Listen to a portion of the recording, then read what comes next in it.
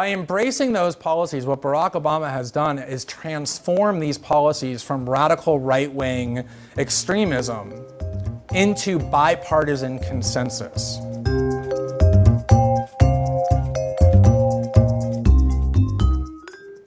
When I started writing about these issues, these civil liberties issues and these radical war on terror policies, it was a much different world. Back then, what had happened was these policies were identified as right-wing Bush-Cheney radicalism.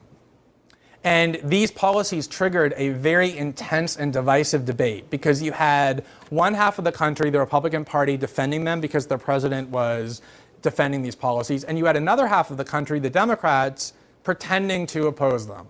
So you at least had the pretense of a debate. You had one side saying these are horrible, terrible, extremist things. This is a shredding of the Constitution, an assault on our freedoms. And then you had the other side saying, no, this is necessary for security and to protect the United States against terrorism.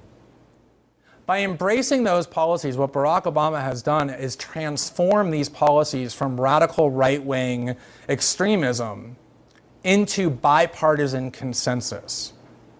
And what happens in our country when a policy becomes bipartisan consensus, it gets removed from the scope of political debate. It is no longer questioned or challenged in any meaningful way.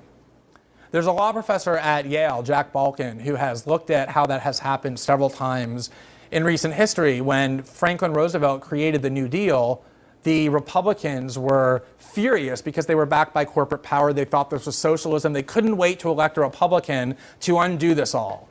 And the first Republican they elected was Dwight Eisenhower after Roosevelt, and rather than dismantle the New Deal state, he tinkered with it a little bit, but basically kept it in place. And that ended the debate over the New Deal, because it made it not a far left or liberal policy, but bipartisan consensus. And the same thing happened when Lyndon Johnson created the Great Society, and conservatives, Goldwater conservatives, thought that this was going to bankrupt America and was bringing socialism, and they finally got a Republican in office that they thought was going to dismantle it, Richard Nixon, and instead what he did was actually expand the role of the federal government in domestic policies as much as any Democrat has, if not more, and that ended the debate over the Great Society. It entrenched it as bipartisan consensus. Nobody debated it anymore.